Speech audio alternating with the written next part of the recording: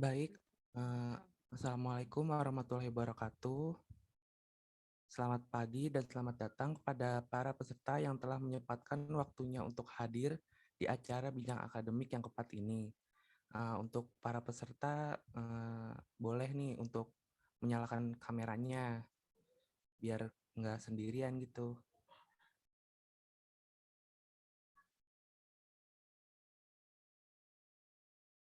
Nah, sebelumnya mau nanya kabar dulu nih, bagaimana kabar dari teman-teman nih? Boleh diramein di chat Zoom-nya ya.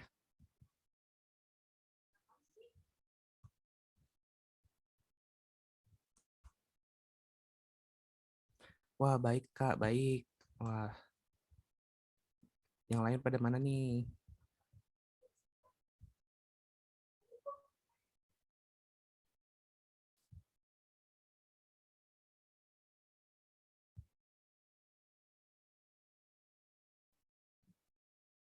Wah, semoga pada baik-baik aja ya untuk hari ini biar acara biar kalian bisa menyimak apa yang akan disampaikan pada hari ini.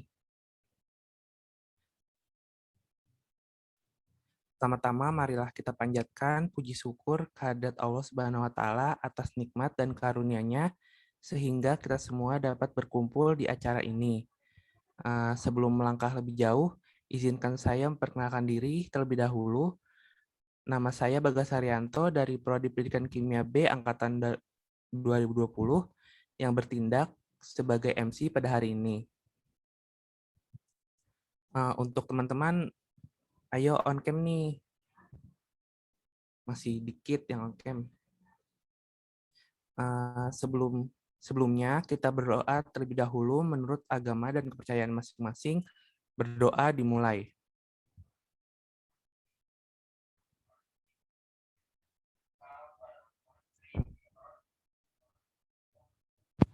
Berdoa selesai. Nah, mungkin dari teman-teman angkatan 2021 masih asing sama acara bincang akademik. Jadi saya ingin menjelaskan terlebih dahulu apa itu bincang akademik. Bincang akademik merupakan salah satu proker Departemen P2KA BEM Prodi Pendidikan Kimia yang berisi obrolan ringan seputar perkuliahan. Adapun bincang akademik ini telah dilaksanakan sebanyak 3 kali dengan tema yang pertama yaitu suite skripsi, yang kedua itu ada student exchange, terus yang ketiga itu ada chemical laboratory assistant, dan yang sekarang temanya itu profesi lulusan. Nah, bagi teman-teman yang belum menyaksikan bincang akademik 1 dan 3, bisa ditonton di YouTube BEM Prodi Pendidikan Kimia. Sedangkan untuk bincang akademik 2 bisa ditonton di Instagram BEM Prodi Pendidikan Kimia. Untuk selanjutnya, izinkan saya untuk membacakan susunan acara pada hari ini.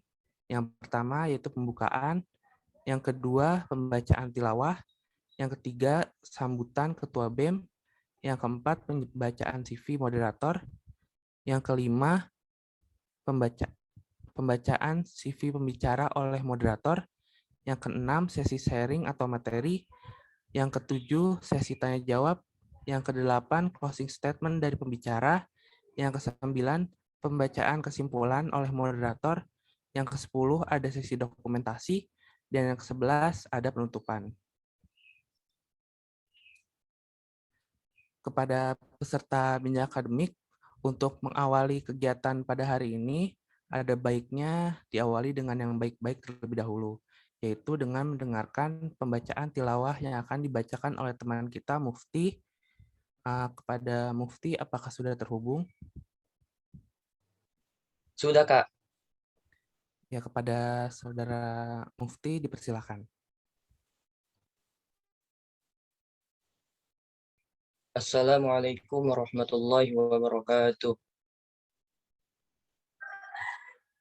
A'udzu billahi minasyaitonir rajim. Bismillahirrahmanirrahim. Allahu la إله إلا هو الحي القيوم لا تأخذه سنة ولا نوم له ما في السماوات وما في الأرض من ذا الذي يشفع عنده إلا بإذنه يعلم ما بين أيديهم وما خلفهم ولا يحيطون بشيء من علمه إلا بما شاء وسع كرسيه السماوات والأرض ولا يؤوده حفظهما وهو العلي العظيم لا إكراه في الدين قد تبين الرشد من الغي فمن يكفر بالطاغوت ويؤمن بالله فقد استمسك بالعروة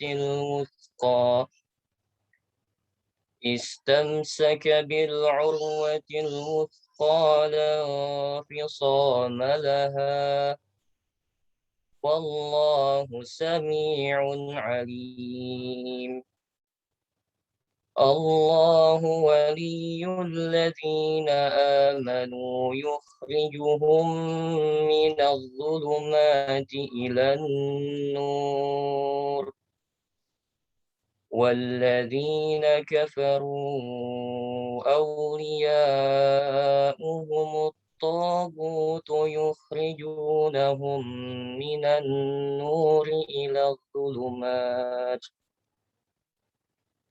أولئك أصحاب النار هم فيها خالدون صدق الله العظيم والسلام عليكم ورحمة الله وبركاته. Waalaikumsalam warahmatullahi wabarakatuh.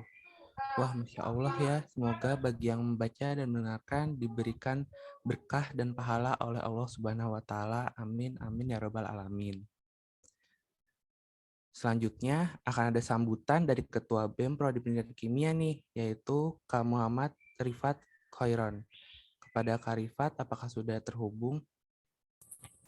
Halo, cek. Suara saya jelas nggak? Jelas, Kak. Kepada Kak Rifat, dipersilakan. Oke, terima kasih untuk MC yang kece pada pagi hari ini. Bismillahirrahmanirrahim. Assalamualaikum warahmatullahi wabarakatuh. Alhamdulillahillazi anzala ala abdihil kitab wa lam yaj'alahu iwaja. Yang pertama-tama dan yang paling utama, marilah kita panjatkan puji serta syukur kita kehadirat Allah Subhanahu wa taala yang telah memberikan kita nikmat sehingga kita bisa berkumpul pada pagi ini untuk melaksanakan agenda bincang akademik. Dan juga salawat serta salam tak lupa kita curahkan kepada junjungan kita Nabi Muhammad SAW. Semoga kita senantiasa menjadi pengikutnya dan juga mendapatkan syafaat di yaumul akhir nanti. Yang pertama-tama saya ingin mengucapkan terima kasih kepada Ibu Dwi yang telah mau untuk sharing-sharing bersama kita yang pada hari ini mengusung tema profesi lulusan gitu ya. Nah ini teruntuk teman-teman 2021 khususnya ya, karena kalian baru aja memasuki dunia kampus dan mungkin sedikit banyaknya belum tahu terkait prodi kita gitu. Dan harapannya di Bincang Akademik kali ini teman-teman bisa mengetahui profesi lulusan di rumpun kita terkhusus di prodi kita sendiri kayak gitu. Dan nanti teman-teman juga bisa kalau mau untuk membuat perencanaan gitu ya. Untuk nantinya teman-teman bisa lakukan selama berkuliah di UNJ. Tak lupa juga untuk teman-teman P2KA ya, terima kasih banyak karena telah mengadakan acara ini. Ya, Bincang Akademik ini tadi udah dijelasin juga sama Bagas ya. Kita di sini obrolan ringan, tapi bahasannya lumayan penting gitu ya.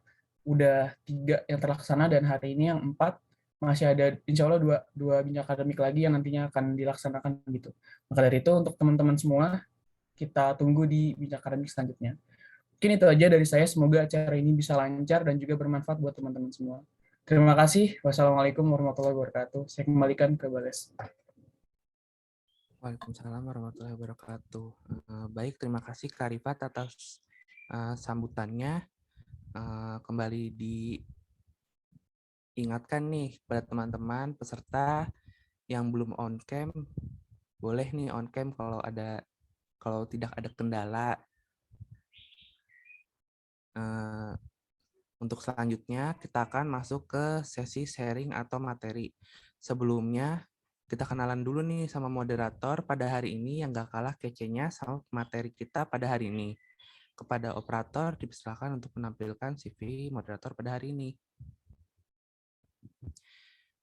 Jadi moderator pada hari ini yaitu Kanisrina Fatin Amira, biasa aja dipanggil Kanifa. Data-data pribadinya itu tempat tanggal lahir ada Jakarta 24 Maret tahun 2001, terus alamat rumahnya itu ada di Permata Hijau, Permai, Blok AR2 nomor 17. Hobinya itu crafting dan journaling. Moto hidupnya, success is not just determined by how many times you win, is determined by how you deal with the loss and how you made the improvement to. Maaf nih kalau misalnya bahasa Inggris jelek ya. Terus ini ada kontaknya, ada bisa WhatsApp, bisa lewat email, terus sama Instagram. Pendidikan Kanifa ini sekarang itu sedang menempuh program studi pendidikan kimia S1 di Universitas Negeri Jakarta dari tahun 2019 sampai sekarang. Terus pernah bersekolah di SMA Negeri 4 Kota Bekasi dan SMP Negeri 5 Kota Bekasi. Kemudian pelatihan yang diikuti ada Web Design Winter Program pada tahun 2020 di Asia University Taiwan. Terus ada pelatihan kepemimpinan mahasiswa fakultas bersama pada tahun 2020. Terus pelatihan kepemimpinan mahasiswa prodi bersama pada tahun 2019. Dan pelatihan dan pendidikan atau diklat jurnalistik di SMA 4 Kota Bekasi pada tahun 2018. Terus pengalaman organisasinya ini ada di BEM Pendidikan Kimia UNJ sebagai Wakil Kepala Departemen Divisi P2KA dari tahun 2021 sampai sekarang, sama staf Departemen P2KA dari tahun 2020 sampai tahun 2021. Kemudian ada organisasi sosial My Naton sebagai Kepala Bagian Education and Mental Health tahun 2020 sampai sekarang. Sama organisasi jurnalistik di SMA 4 Kota Bekasi sebagai bendahara umum pada tahun 2018 sampai tahun 2019. Kemudian staf divisi fotografi dan majalah dinding pada tahun 2017 sampai 2018.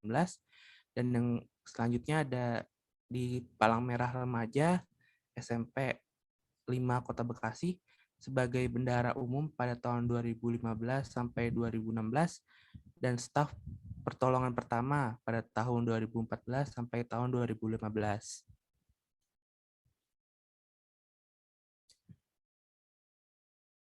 Wah, keren banget ya moderator kali ini. Langsung saja saya panggil Kanifanya. Halo Kanifa, apakah sudah terhubung dengan saya? Halo warga, sudah terhubung. Kanifa, apa kabarnya nih hari ini? Alhamdulillah baik. Wah, alhamdulillah kalau Kanifa baik-baik aja nih. Langsung saja kepada Kanifa dipersilakan untuk memoderatori jalannya sesi sharing atau materi pada hari ini.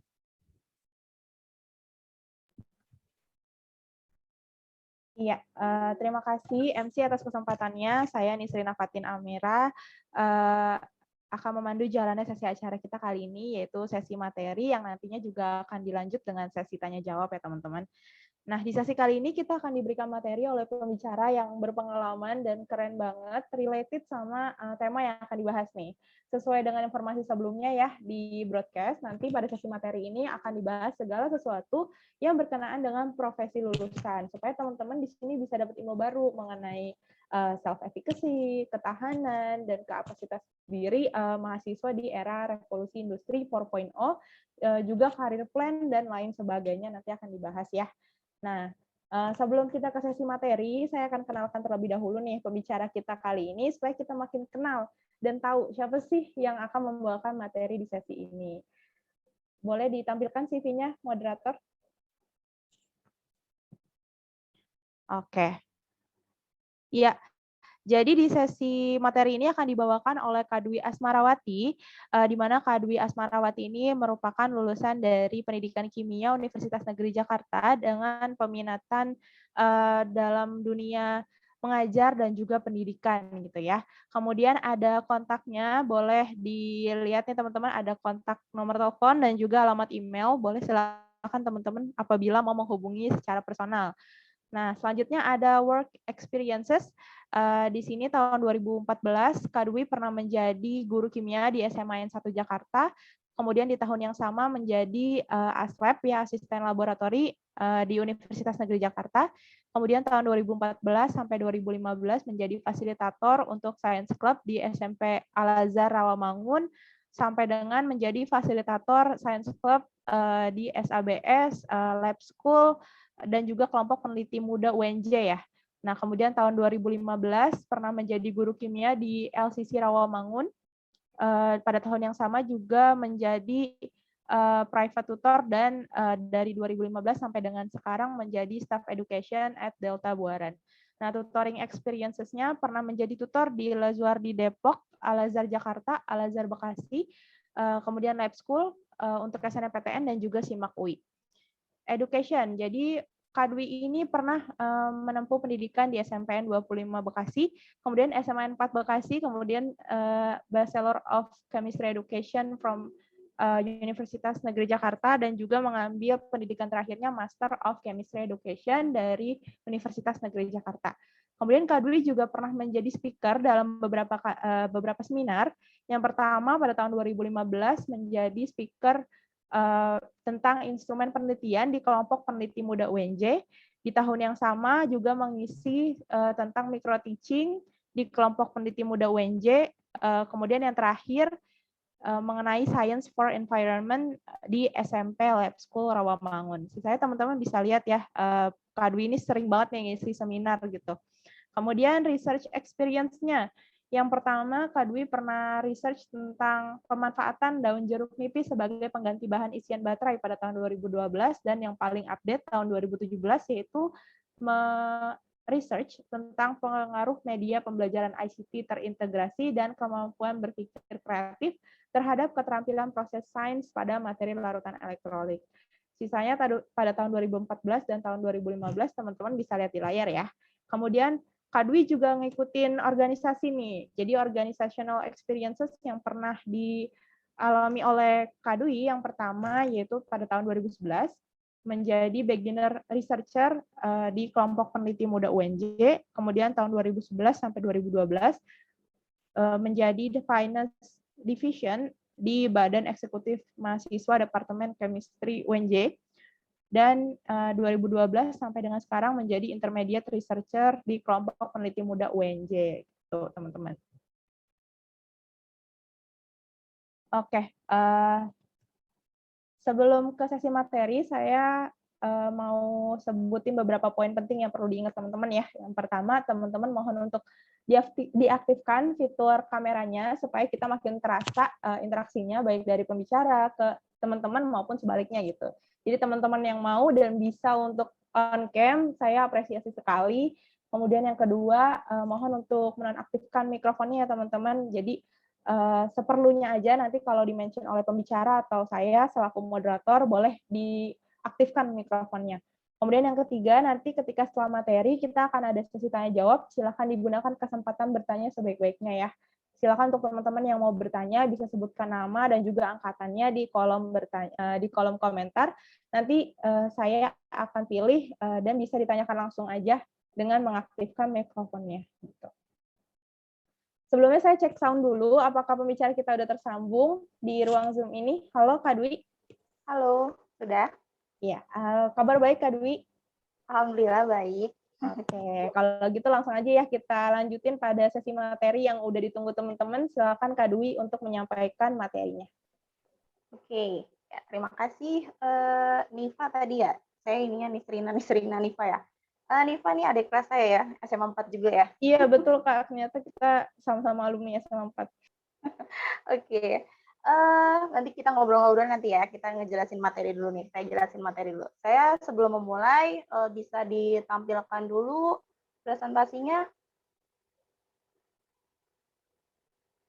Oke, saya buka dulu deh ya. Assalamualaikum warahmatullahi wabarakatuh. Selamat pagi teman-teman semua.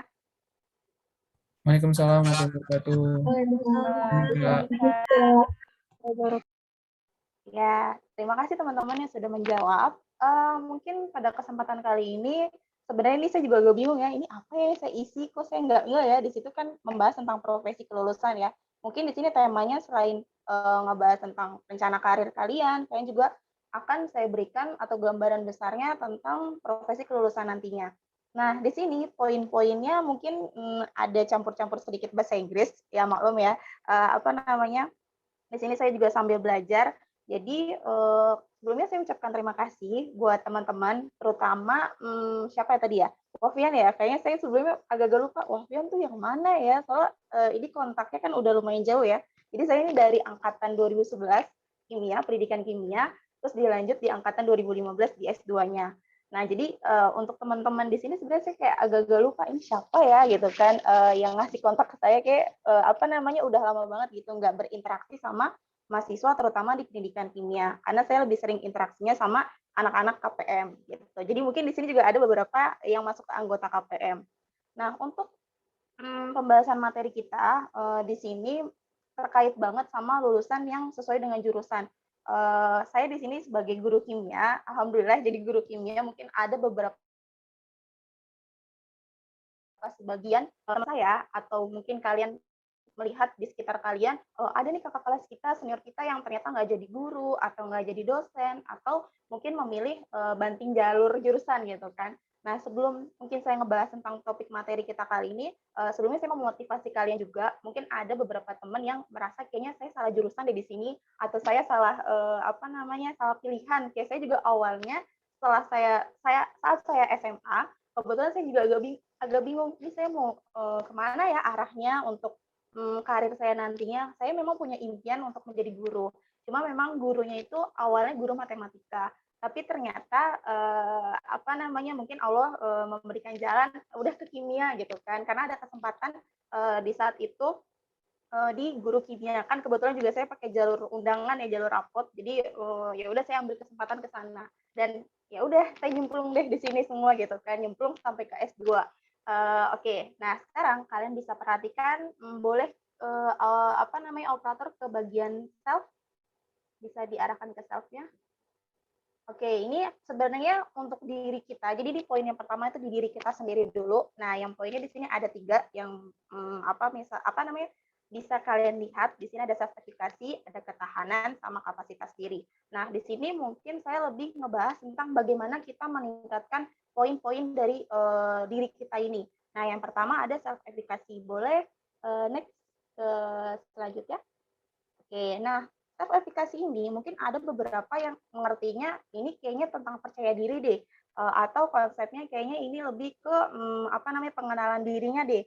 Nah, self-efficacy itu mungkin di sini lebih dibilang sebagai kepercayaan seseorang akan kemampuannya dalam menentukan suatu hal. Jadi di sini kayak percaya aja gitu, percaya pada sesuatu kemampuan yang kalian punya. Nah, di sini kita bisa meningkatkan self-efficacy ini dengan 4 poin ini. Yang pertama, itu bisa dengan pengalaman yang telah dilalui. Jadi ini pengalaman pribadi kalian ya. Jadi ini kita bisa meningkatkan self-efficacy itu dengan pengalaman pribadi.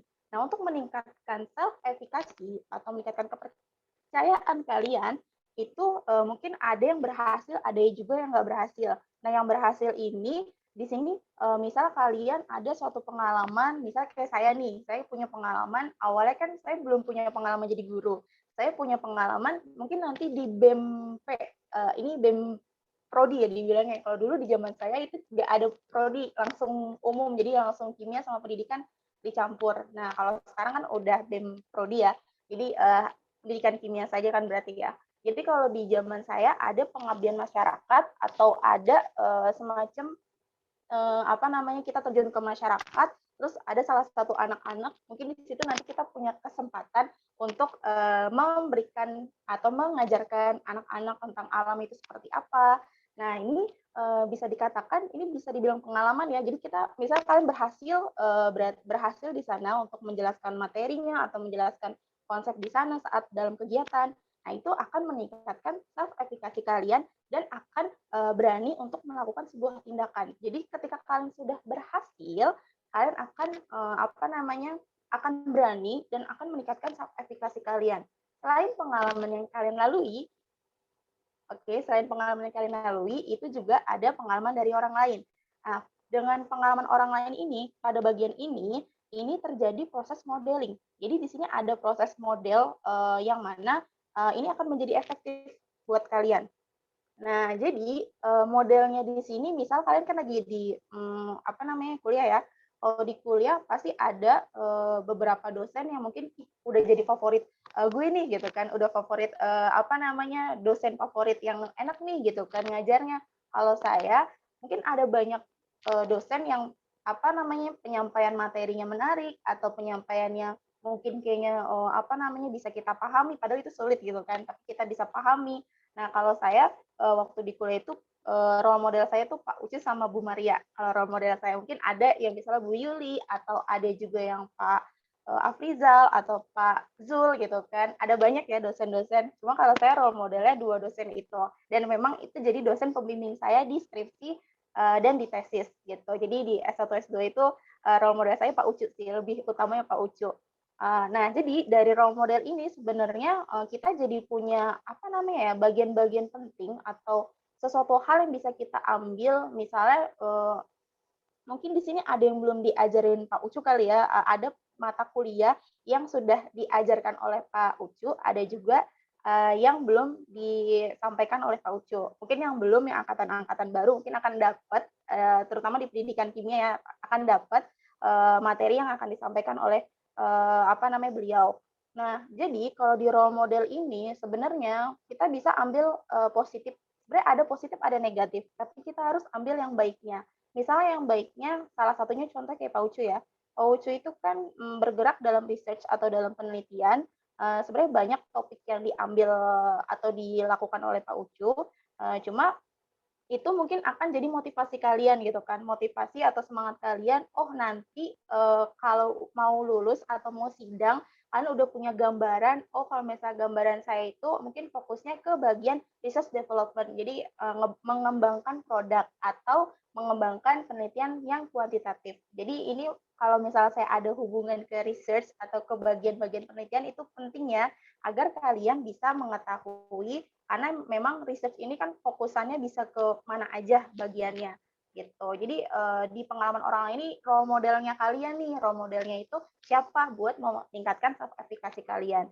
Terus juga selain pengalaman orang lain itu bisa juga dengan persuasi sosial. Jadi persuasi sosial ini penguatan yang diperoleh dari orang lain. Jadi penguatan dari sekitar kalian, misalnya keluarga kalian, teman kalian, atau seorang yang spesial menurut kalian gitu kan, yang bisa meyakinkan kalian untuk mampu menyelesaikan tugas-tugas atau hal yang menurut kalian tuh masih mempertanyakan, ini benar nggak sih arahnya, ini sesuai nggak sih dengan jalan yang kalian pilih gitu. Nah, selain persuasi sosial, ini juga bisa dengan keadaan fisiologis dan emosi. Jadi untuk keadaan fisiologis dan emosi ini bisa dengan meningkatkan kesehatan fisik kalian, mengurangi tingkat stres, dan mengurangi kecenderungan emosi negatif. Jadi di sini kalian bisa meningkatkannya dengan salah satunya itu mungkin kalau misalnya aduh males nih olahraga gitu kan, atau males nih buat bergerak-gerak gitu kan, cobalah sedikit demi sedikit untuk melakukan itu agar meningkatkan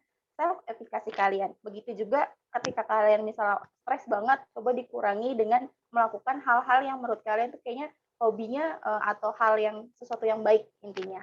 Gitu. Boleh lanjut? Selain self efficacy kita masuk ke ketahanan ya, ketahanan diri.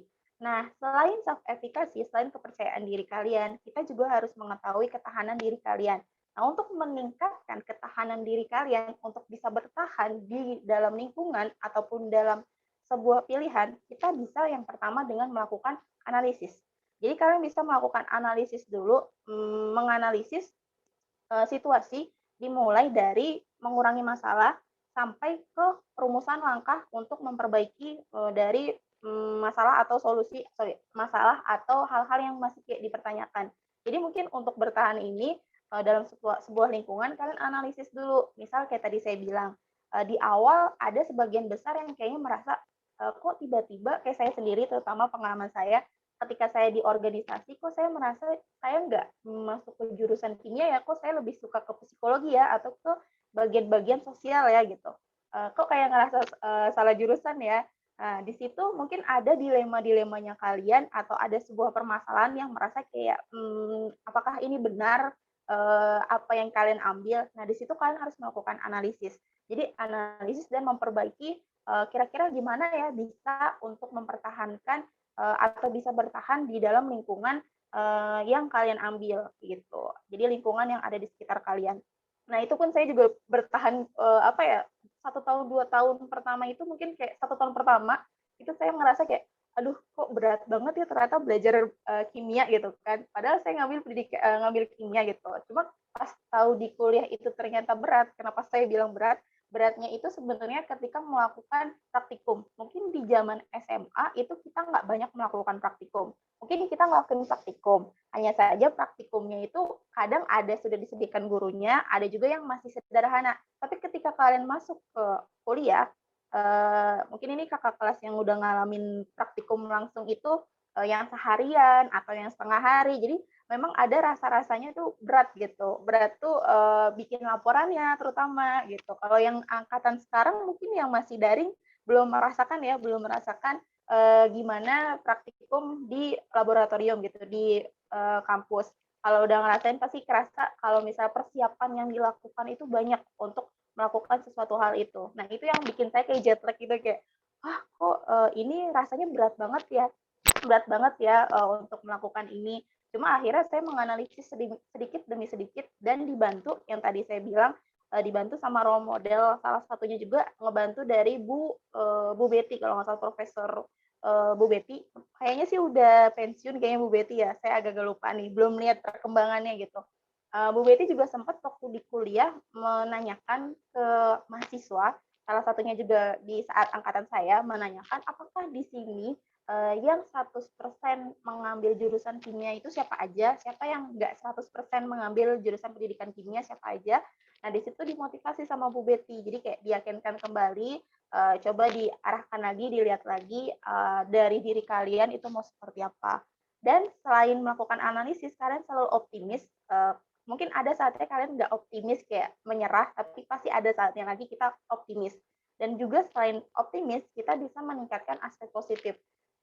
Jadi intinya selain dari analisis, optimis, meningkatkan aspek positif, kita juga bisa menjalin relasi atau mencari-cari informasi di misalnya nanya ke saya juga insya Allah welcome ketika kalian menanya-nanya. Cuma mungkin mohon maaf kalau balasnya lama karena saya juga bekerja sebagai guru dan punya kerja sampingan yang lain-lain, jadi pasti ada saatnya nggak langsung cepat balasnya, tapi insya Allah akan direspon. Kakak-kakak tuh baik-baik, termasuk saya juga menjalin relasi dengan teman, dengan dengan guru ataupun dengan sekitar kita. Jadi jangan sampai kita kehilangan relasi atau kehilangan orang-orang sekitar agar kita tahu perkembangan ke depannya. Seperti itu. Jadi untuk bertahan tuh bisa dengan meningkatkan 4 poin ini. Lanjut. Selanjutnya, selain ketahanan, ke kapasitas diri. Nah, jadi selain kita bertahan, kita juga punya kapasitas diri kita masing-masing. Mungkin ada yang Kak, kayaknya saya tuh kapasitas diri saya tuh cuma di situ doang. Kayaknya saya cuma bisa ya duduk doang, kalau nggak ngerjain doang, tapi saya nggak bisa untuk berbicara. Nah, ketika kalian belum bisa ke sana, kalian bisa dengan mengambil resiko dulu. Kenapa saya bilang ambil risiko? Untuk menyemplung ke sesuatu hal mungkin nggak mudah. Kayak saya pun awalnya waktu di sekolah itu, waktu di SMA itu memang namanya sekolah itu kan ada persaingannya tinggi, ada persaingannya ya biasa-biasa aja. Nah, saya masuk ke dalam waktu angkatan saya itu masih ada jalur khusus, ada kelas khusus sama kelas reguler. Nah, saya masuk ke kelas khusus di mana itu persaingan teman-teman tuh ketat banget. Maksudnya kita tuh mereka semangat banget untuk belajar, untuk mengerjakan tugas. Kadang kalau saya posisinya kayak kok kayaknya saya nggak kelihatan semangat-semangat banget, tapi di satu sisi saya juga harus berani mengambil resiko. Jadi untuk mengambil resiko ini memang nggak mudah. Untuk mengambil resiko pasti ada kerugian atau ada kerugian atau kelemahan yang dimana nanti akan terjadi tidak sesuai dengan yang kita inginkan. Nah, ketika kalian mengambil risiko, pasti ada sesuatu problem kan ya, ada sesuatu masalah yang terjadi. Nah, di situ kalian bisa melakukan perbaikan. Jadi misalnya kayak saya masuk organisasi, ini kan saya juga awalnya masih mikir-mikir ya, ini saya mau masuk organisasi di BEM jurusan atau di BEM prodi gitu kan, di BEM prodi. Kalau saya dibilangnya BEM jurusan ya, di BEM jurusan tuh sebenarnya agak berat, dan termasuk saya juga mengikuti kegiatan UKM tingkat universitas itu juga berat ya. Berat tuh kenapa? Karena memang dengan kegiatan di jurusan, di kegiatan kuliah itu cukup padat, ditambah sama kegiatan-kegiatan luar. Tapi dari situ saya punya banyak pelajaran atau banyak pengalaman, jadi itu bisa mengasah kemampuan saya. Nah, selain ini, jadi kapasitas diri kalian ini bisa ditingkatkan dengan melihat ke depannya. Jadi jangka ke depannya itu nanti prosesnya itu mungkin awalnya nggak mudah kalian untuk melihat ke depan. Jadi saat melihat ke depan mungkin kayak saya nih, misal mau jadi guru, berarti saya harus lihat ke depannya itu apa aja sih yang saya harus persiapin gitu kan, kapasitas apa yang saya harus persiapkan untuk ke depannya saya bisa kalau jadi guru itu atau jadi apa namanya ya, jadi apa ya, pokoknya jadi pekerja, ibaratnya kan pasti harus bisa berbicara ya, berbicara di depan umum, berbicara dengan orang yang tidak dikenal, atau berbicara di seperti ini yang saya juga lagi berbicara di kalian-kalian ini, itu mungkin memang nggak mudah. Pasti kita kadang ngeliat dulu poin-poin apa yang perlu kita butuhkan, dan di sini juga ada tanggung jawabnya. Jadi kalian harus bisa bertanggung jawab ketika kalian apa namanya saat mengambil risiko yang tadi saya jelaskan. Ketika mengambil risiko, mungkin ada satu saat ketika kayak tadi saya bilang, saya mengambil organisasi cukup berat ya, ada 2 organisasi yang saya ikuti, cuma insya Allah saya bisa bertanggung jawab, walaupun ada saatnya ketika kuliah, ada mata kuliah yang mungkin kayak apa namanya, bukan terlantarkan sih, ibaratnya emang saya juga kemampuannya belum bisa sampai ke sana gitu kan. Karena memang di zaman saya itu cukup berat, apa namanya, dosennya cukup killer. Kalau di zaman sekarang kayaknya saya lihat nggak terlalu killer-killer banget, dalam artian apa namanya, nggak galak-galak banget gitu kan, nggak pelit nilai. Kalau yang saya kayak sekarang alhamdulillahnya yang diberikan nilai itu kayak bagus-bagus. Kalau di zaman saya itu susah banget untuk mendapatkan nilai yang bagus, karena memang dari dosen tuh mematoknya tuh harus begini, harus begitu gitu. Jadi harus bisa menyelesaikan problem-problem ataupun persoalan yang diberikan. Nah, seperti itu. Jadi untuk diri kita ini mungkin poin-poinnya yang bisa kalian tingkatkan di dalam diri itu ada self efficacy, ada apa namanya ketahanan diri, dan ada kapasitas diri. Jadi 3 poin itu bisa kalian tingkatkan dengan cara seperti itu. Gitu. Bisa kita lanjut? Nah, jadi setelah ke diri ini kita bisa masuk ke apa namanya, bisa ke prompt. Oke, jadi kita bisa lanjut ke awal pembentukan sebelumnya jangan ke situ dulu. Jangan sebelum ke impian, ke ini dulu, prompt dulu. Nah, poin-poin ini. Oke, terima kasih operator. Oke, jadi kalian bisa lihat sebenarnya ketika kita untuk membentuk karir plan setelah kalian magang, mungkin dibilangnya bukan magang kali ya kalau di pendidikan tuh, dibilangnya PKM. Jadi semacam magang ke sekolah atau semacam apa namanya, semacam kalian praktek nyata di sekolah. Jadi kalian mengaplikasikan ke sana. Cuma sebelumnya untuk membentuk karir kalian harus tahu dulu awalnya itu kalian mau gimana. Nah, di sini ada 3 poin yang mungkin saya apa namanya perdalami, karena ini yang paling sering nih apa namanya awal-awal untuk karir plan kalian ke depannya atau profesi kalian nanti ke depannya. Nah, yang pertama itu impian. Boleh masuk ke impian? Nah, ini saya sambil masuk ke dalam aplikasi saya. Jadi ini salah satu contoh saya pengalaman saya. Jadi mohon maaf kalau misal ada yang kayaknya nih kakaknya ini banget gitu kan, terlalu pamer banget misalnya dibilang gitu kan. Ini saya maksudnya nggak pamer ya, saya hanya memotivasi kalian agar kalian bisa lebih semangat lagi, bisa lebih memilah lagi mau seperti apa. Kalau saya kan awalnya memang pengen jadi guru. Nah, ketika jadi guru ada dilemanya pilihan-pilihan di mana kan awalnya saya punya impian dan saya juga punya visi misi untuk kedepannya seperti apa 5 sampai 10 tahun. Nah, saya punya impian jadi guru itu dari SMP.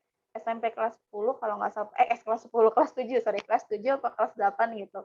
Saya kayak punya impian pengen jadi guru matematika. Tapi saya juga kadang ngelihat diri saya, kapasitas saya gitu kan. Yang tadi kayak dibilang gitu kan, ada kapasitas diri, ada ketahanan diri, mau kayak gimana nih saya gitu kan ke depannya.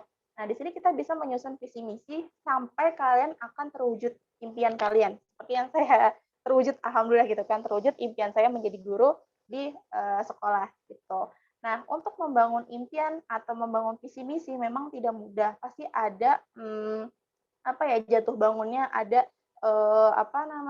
ada problem-problemnya sendiri. Nah, untuk menjadi guru sebenarnya atau memilih profesi yang kalian inginkan sebenarnya memang harus dari impian dulu nih atau dari cita-cita kalian awalnya mau gimana gitu. Kalau memang kalian salah jurusan, kalian bisa dicoba dulu, dilihat dulu apa yang bisa kalian punya di sana. Kayak misalkan saya awalnya juga bukan tipe orang yang suka berbicara di depan umum ya, saya tipe orang kayak di belakang layar aja gitu orangnya. Cuma ada satu ketika saya harus bisa berani ngambil resiko di dalam organisasi, salah satunya kalau di BEM pendidikan itu, di BEM jurusan itu zaman saya mungkin nggak terlalu banyak hal-hal yang saya bisa ambil sih, maksudnya saya cuma punya pengalaman ya udah berbicara sama orang-orang di jurusan. Tapi ketika saya masuk ke universitas yang organisasi tingkat universitas, itu di situ saya banyak pengalaman, saya punya kenal dengan orang, jadi saya bisa membangun relasi dengan yang jurusannya dari Fakultas Ilmu Pendidikan, saya punya relasi dengan Fakultas Teknik, karena memang kebanyakan di dalam organisasi itu di tingkat universitas saya ketemu orang-orang kebanyakan dari Fakultas Sosial, Fakultas Ilmu Pendidikan, sama Fakultas Teknik. Kalau ekonomi mungkin jarang ya. Jadi tiga relasi itu, tiga jurusan itu, sehingga itu bisa ngebantu saya untuk nantinya di saat kalian di saat skripsi ya, skripsi atau di saat nanti kalian ada tugas kuliah gitu, yang dimana kalian harus bertanya dengan dosen di fakultas di FIP gitu kan, Fakultas Ilmu Pendidikan atau di fakultas lainnya. Jadi memang nggak mudah untuk ke sana, pasti ada ada proses-proses di mana menjadi keterbatasan kalian gitu. Nah, ini alhamdulillah terwujud impian saya untuk menjadi guru, walaupun awalnya saya masih bingung gitu kan, ini gimana ya gitu kan. Tapi akhirnya di sini saya bisa punya pengalaman gitu kan, punya pembelajaran di sana. Oke, next kita bisa selain ke impian itu ke passion ya. Nah, ini salah satunya contohnya saya yang jadi pembicara, sama di sini juga pembicara ya. Jadi passion ini atau ketertarikan kalian, kalau saya kan ketertarikannya awalnya sebenarnya saya nggak bisa ngomong di depan umum gitu kan. Awalnya saya kayak masih belum berani, belum percaya diri gitu. Tapi akhirnya saya mengasah seperti tadi itu cara meningkatkan kepercayaan diri kalian, meningkatkan self-efficacy, ketahanan diri kalian, kapasitas diri kalian dengan cara analisis, dengan cara melihat pengalaman-pengalaman orang lain sehingga saya bisa berhasil sampai ke sini gitu kan. Sampai saya bisa berhasil untuk passion saya ternyata saya bisa nih berbicara depan teman-teman gitu kan, depan teman-teman, sehingga saya bisa ke profesi saya yaitu guru gitu. Jadi ketika dalam profesi guru ini pasti kan harus bisa berbicara, harus bisa mengikuti lingkungan sekitar kita gitu. Nah, di sini kalian bisa mengikuti passion kalian dengan banyak hal, dengan banyak ketertarikan, bisa dari hobi kalian dulu. Misal kalian punya hobi bisa berinteraksi dengan orang-orang baru gitu kan. Nah, itu kan nanti akan membangun karakter kalian, termasuk saya juga di sini bisa kebangun karakter saya untuk bisa percaya diri lagi, untuk bisa berani mengambil resiko apapun yang saya pilih gitu. Jadi di sini akan menjadi profesional ya ketika passion yang kalian pilih ini awalnya misal Kak, saya kayak masih belum tahu deh passion saya tuh apa. Coba lihat hobi kalian atau lihat ketertarikan kalian di sana. Misal kayaknya ketertarikan saya, passion saya tuh nggak menarik Kak gitu kan. Passion saya tuh hanya di hal-hal yang kayaknya nggak berguna gitu. Nah sebenarnya hal-hal nggak berguna pun bisa jadi berguna. Kayak saya awalnya ngerasa passion saya tuh senang berbicara dengan teman-teman aja gitu. Bukan dalam hal depan umum kayak gini ya, hal-hal yang langsung gitu. Saya cuma berbicara secara personal, suka berbicara dengan teman ini, teman itu, terus tahu pengalaman dia, pengalaman dari dosen juga atau pengalaman dari guru. Jadi saya bisa melihat dari situ dan saya jadi punya ketertarikan di sana sehingga saya bisa mengasah keterampilan yang saya punya menjadi profesional. Tapi ini mungkin saya belum profesional banget kali ya. Saya juga masih belajar karena emang passion di sini selalu penuh dengan pembelajaran gitu. Jadi penuh dengan pengalaman-pengalaman yang kalian miliki gitu. Oke, next yang terakhir itu ke peluang. Oke, nah peluang di sini kita bisa ngelihat tren di masa depan. Jadi kalian bisa ngebaca tren atau ngebaca sesuatu hal yang kedepannya menariknya apa ya. Misalnya kayak contohnya saya di sini selain guru kimia, itu saya juga punya ketertarikan buat memfasilitasi anak-anak atau teman-teman di bagian penelitian. Nah, salah satunya di sini ada anak-anak saya di Lazuardi. Ini sempat ikut event di Malaysia, alhamdulillahnya bisa dapat award gitu kan, awarding ini ada 8 anak, jadi memang nggak mudah gitu kan untuk bisa ke peluang ini atau ke tren ini. Awalnya juga saya masih belum memahami, belum mengerti gimana ya cara biar anak-anak atau bisa teman-teman itu ke ranah sana. Kalau saya kan memang bukan tipe orang kompetisi ya, bukan tipe orang yang bersaing, tapi saya tipe orang yang ngebantu dari belakang seperti ini, ngebantu teman-teman, ngebantu anak-anak buat bisa maju lebih baik lagi. Nah, terus di sini kalian bisa membangun dengan berkesempatan karir di bidang lain. Kalau misal ini kan sebenarnya bidangnya bukan bidang guru ya, bidangnya tuh bidang research atau bidang bagian pengembangan penelitian, di mana kita menaruh kepercayaan ke anak-anak untuk bisa memahami tren atau ini kira-kira kalau mau ikut lomba, kita lihat nih trennya sekarang. Misalnya kayak kita tren sekarang itu kan lagi COVID ya, corona ya. Apa yang bisa kita bangun dari ide-ide itu? Di situ juga bisa masuk ke bidang yang lain. Jadi bukan hanya ke bidang guru doang. Jadi bukan bidang yang yang kita bisa, tapi bisa juga ke bidang teknologi atau bidang ke bagian sosial.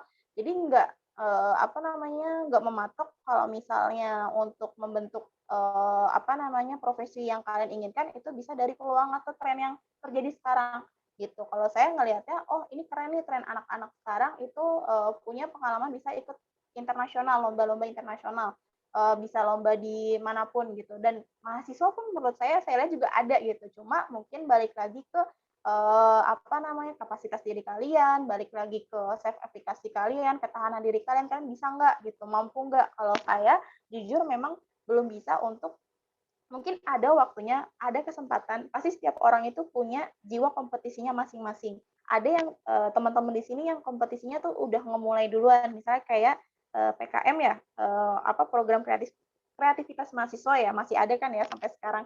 Jadi misalnya kayak PKM ini pun sebenarnya ini juga bisa masuk ke dalam ranah kalian, bidang kalian. Nggak menentu, misalnya saya kayaknya nggak tertarik deh buat ngebahas tentang keprofesian guru. Saya mau ngebahas tentang perteknikan gitu. Nah, nanti kan bisa kerjasama dengan jurusan atau fakultas yang lain gitu. Jadi kalian bisa bangun relasi di sana dan kalian akan bisa tahu, oh kayaknya passion saya atau peluang saya, profesi saya kalau nggak jadi guru saya bisa nih ke bagian ini atau ke bagian yang lain dari pengalaman yang kalian punya. Jadi ini pun saya bisa menjadi guru di bagian lain, di bagian research gitu kan, di bagian penelitian karena emang awalnya saya mencoba mengikuti pengalaman dari sekitar. Kalau saya kan awalnya ikut-ikut kayak ngeliat kayak teman-teman di jurusan, teman-teman di kelas tuh ngikut organisasi ini deh, ngikut organisasi itu deh. Kayaknya saya tertarik deh gitu. Saya juga awalnya tertarik di organisasi. Saya nggak mau promosi yang organisasi ini. Pokoknya yang di satu organisasi ini pengalaman aja, bukan maksud ngajak, ayo teman-teman ikut ke sini, bukan. Ntar mungkin itu tugas kakak-kakaknya. Kalau saya tugasnya cuma menceritakan pengalaman saya saja. Jadi untuk masuk ke bidang lain ini memang nggak mudah. Pasti semua hal yang kita lakukan itu nggak mudah. Awalnya pasti dimulai dari diri kita untuk mengambil risiko. Sama halnya ketika kita masuk ke organisasi atau masuk ke perkumpulan, nggak harus organisasi, perkumpulan misalnya atau minatnya kalian gitu kan. Perkumpulan-perkumpulan di sana awalnya memang kayak asing, kayak bingung, ini apa sih maksudnya? Awalnya juga saya nggak ngerti, ini apa sih research itu, apa sih penelitian itu. Saya tertariknya waktu itu ikut KIR. Jadi saya dulu ekskulnya waktu di SMA, ini saya nggak masukin pengalaman saya di SMA. Di SMA itu saya ikut ekskul KIR, dan sampai sekarang pun saya masih tertarik di bidang KIR atau kelompok ilmiah remaja, bidang riset terutama. Awalnya saya tertariknya cuma bagian percobaan doang. Kayaknya seru nih bikin percobaan. Apa namanya, yang paling menarik itu balon hidrogen ya. Salah satunya balon hidrogen itu beda ya sama balon yang isinya CO2 sama balon hidrogen. Balon hidrogen itu dia meledaknya tuh seperti bom. Kalau misalnya balon yang CO2 itu dia nggak seperti bom, cuma tek gitu kan bunyinya. Tapi kalau yang hidrogen itu bunyinya tuh kenceng gitu, kayak ini bunyi apa gitu kan. Nah, kalau misalnya awalnya saya tertariknya kan ke sana, ke bagian-bagian eksperimen, percobaan. Tapi setelah saya lihat ternyata peluang-peluangnya itu kita bisa lihat di bagian riset. Salah satunya riset itu selalu berkembang ya teman-teman. Riset itu atau penelitian itu selalu berkembang dan itu bisa masuk ke kalian juga. Di setiap jenjang tuh setiap bagian pasti ada research-nya. Walaupun riset itu nggak harus ke produk, nggak harus ke alat, nggak harus ke semacam langsung ke nyatanya, tapi bisa ke ide gagasan dulu aja, kayak gagasan kalian tuh apa dan solusinya apa, itu kan bisa dibilang research ya, penelitian. Nah terus dari peluang-peluang itu awalnya saya kayak mikir kayaknya ini kali ya, coba deh saya masuk ke sana gitu kan, coba deh saya masuk ke perkumpulan itu yang awalnya kayak saya setengah-setengah hati, tapi akhirnya saya nyemplung sekalian gitu kan. Sama halnya dengan saya ngambil jurusan pendidikan kimia ini. Awalnya saya kayak nggak mau kimia, maunya kayak pengen matematika, pengen pindah jurusan, pengen pindah psikologi. Tapi setelah saya lihat lagi, kalau emang udah nyemplung, ya udah nyemplung semua gitu kan, nggak usah setengah-setengah gitu. Kalaupun emang kalian ngerasa masih ada peluang, kayaknya ada nih saya punya kapasitas saya atau punya ketahanan diri saya di sesuatu lingkungan yang baru, itu silahkan. Itu balik lagi ke masing-masing diri kalian. Jadi diri kalian itu mau seperti apa ke depannya gitu. Jadi seperti itu. Jadi untuk membentuk membentuk karir plan, opsi-opsinya atau inspirasinya bisa dimulai dari impian kalian, bisa dimulai dari dari passion kalian atau dari peluang kalian, atau bisa dari list-list atau dari titik-titik yang kalian bisa ke depannya di tahun ini mau begini, tahun ini begitu. Itu juga terserah. Pokoknya ada banyak hal-hal untuk membentuk profesi atau career plan ke depannya kalian mau gimana. Kalau saya ngeliatnya dari 3 poin ini gitu. Oke, kita lanjut ke berikutnya. Choice, pilihan. Nah, di sini kayaknya saya sih mungkin agak bingung sih sama tore yang diberikan ya. Ini pilihan karirnya kan dibilangnya setelah magang ya, setelah internship ya. Kalau misalnya setelah internship yang sepengalaman saya, makanya tadi saya ada jadi fasilitator ya, jadi freelance, pengajar freelance. Di sini opsinya paling sering itu ada 2 poin ini. Ada pengajar freelance sama entrepreneur. Jadi kalian di sini mungkin ada yang dari awal, dari zaman misalnya di tahun 2020 nih, angkatan 2020 atau angkatan 2019, itu udah punya pengalaman ngajar langsung gitu kan, udah jadi guru privat atau guru bimbel atau guru-guru ekskul lainnya gitu kan, punya bakat ke sana, itu silakan. Kalau kita kan masing-masing punya waktunya sendiri ya. Ada orang yang sukses dengan waktunya cepat, ada orang yang sukses dengan waktunya lama. Tapi yang penting kita bisa berhasil di sana. Nah, kalau misalnya opsinya di sini untuk pilihan karirnya itu di pengalaman saya itu ada di freelance ini sama entrepreneur. Kalau freelance ini yang tadi saya bilang, misalnya contohnya kalian ada freelance designer misalnya, nggak harus ke bagian ini ya, nggak harus bagian guru-guru doang ya, freelance ini bisa ke bagian desain, misalkan suka desain, kan saya tuh suka desain gitu. Nah itu juga ada freelance yang ngebutuhin bagian desain gitu kan, atau bagian MC gitu kan, kayak tadi gitu kan, ada MC-nya Bagas atau moderatornya dan Miss Rina gitu kan, yang punya pengalaman, dan itu juga bisa jadi job kalian gitu. Yang penting kalian bisa mengasah kemampuan kalian di sana. gitu. Nah, selain dari freelance ini, itu juga kalian bisa ke entrepreneur. Entrepreneur itu kalian punya usaha, punya apa namanya, punya bidang-bidang yang kalian punya jiwa atau punya bisnis dari keluarga. Misal dari keluarga tuh udah ada apa namanya, bisnis atau ada usaha yang sudah dilakukan. Nah, kalian ya udah bisa fokus ke sana gitu. Asalkan kalian bisa melihat lagi yang tadi seperti saya bilang, mau profesinya apa berikutnya. Kalau emang mau fokusnya ke bagian entrepreneur, itu silahkan gitu kan. Itu balik lagi ke masing-masing diri kalian mau seperti apa. Karena pasti akan ada banyak peluang yang tadi saya bilang. Peluang itu akan ada banyak tergantung usaha yang kalian lakukan. Jadi kalian jangan hanya diem kayak kok nggak ada info ya. Mungkin ada info tapi kalian udah berusaha tapi kayak masih belum ada jawaban ya. Mungkin nanti ada lagi waktu, pasti ada waktu di mana itu akan diberikan gitu kan, waktu itu sendiri gitu. Jadi seperti itu ya. Jadi pilihan karirnya sebenarnya ada banyak. Ini kalau saya ngelihatnya pilihan karir di bagian saat kalian setelah PKM, jadi setelah magang gitu kan. Kalau misalnya setelah lulus itu lebih luas lagi sebenarnya.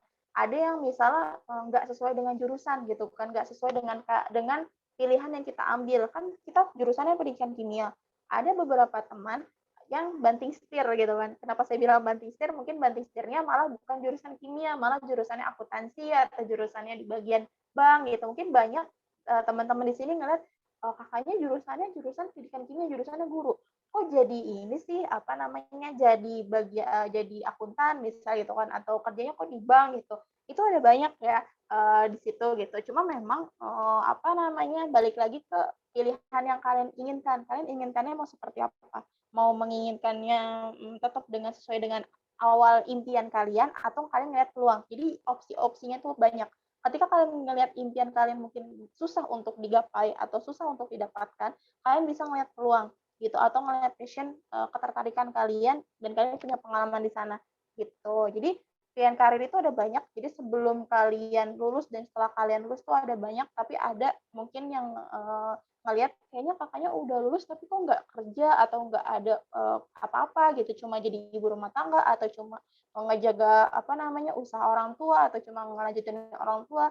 Itu sebenarnya memang apa namanya itu udah pilihan masing-masing teman-teman. Kita mungkin hanya kayak oh ternyata beda ya, oh ternyata sama ya kayak saya, alhamdulillah sama. Memang nggak gampang gitu awalnya sama dengan jurusan yang atau awal dengan profesi yang saya inginkan gitu kan.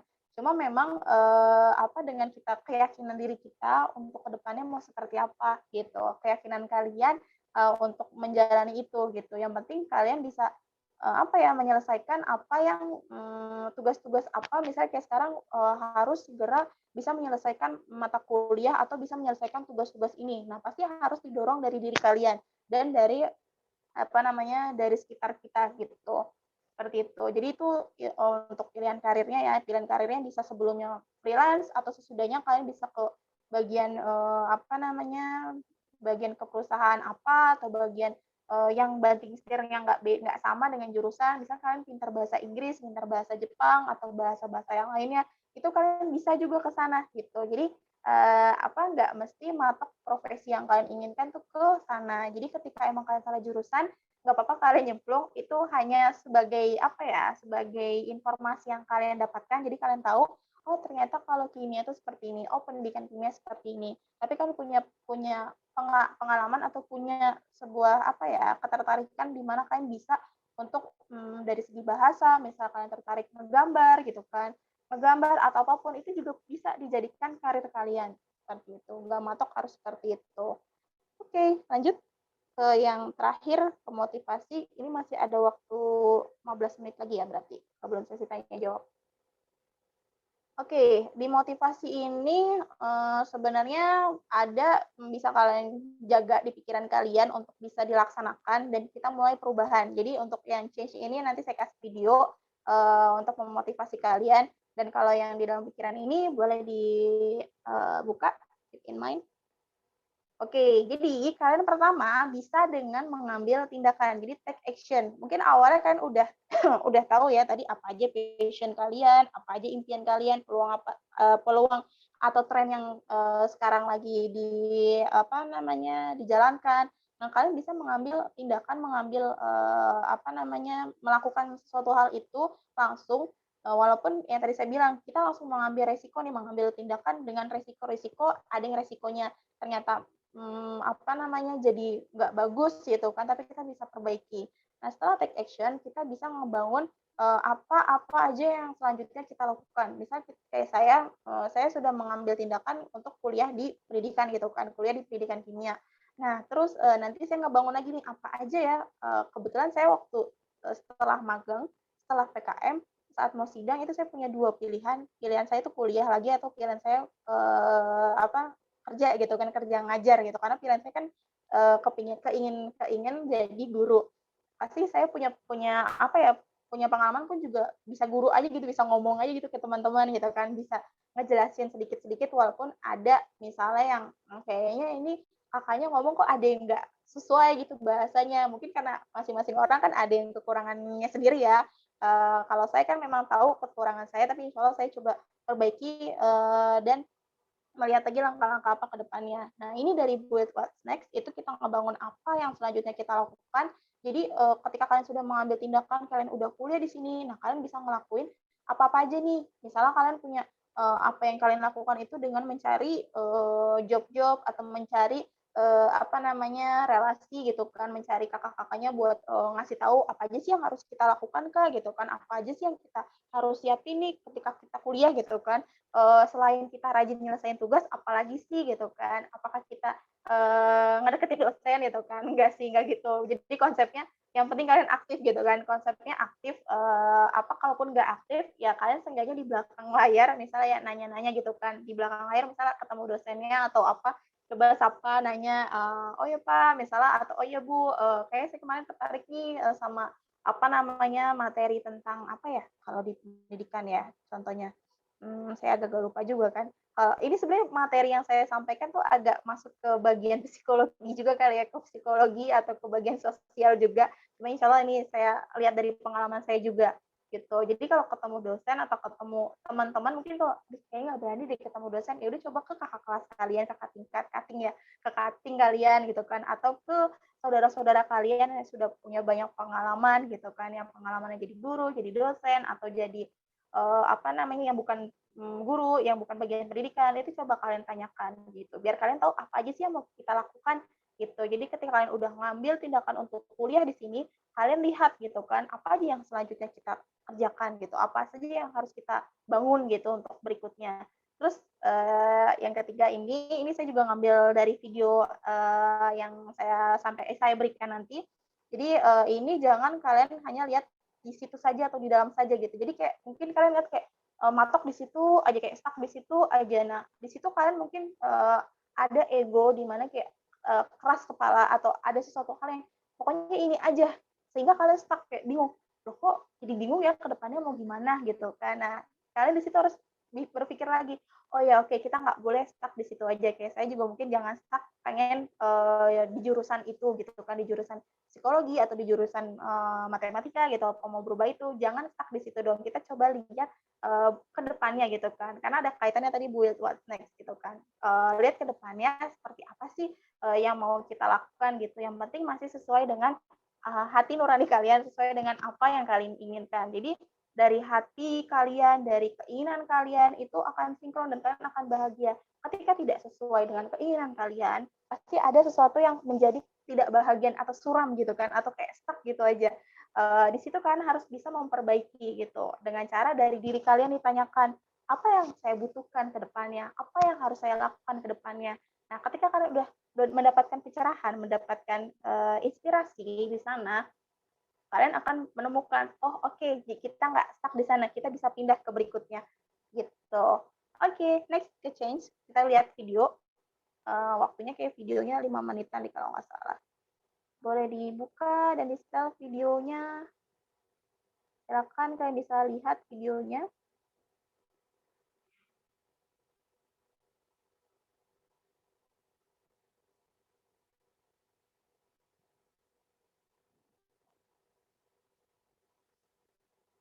Ini bisa dilihat di YouTube ya. Oke, silakan lihat.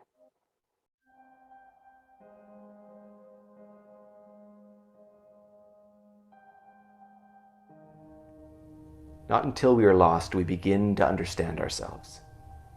That was Henry David Thoreau's advice to us, and perhaps the reason why he was studied for his incredible approach to life. So if you're unsure about what's next for you, maybe you're now in the right place, because you had to understand the depth of the question before you could discover your answer.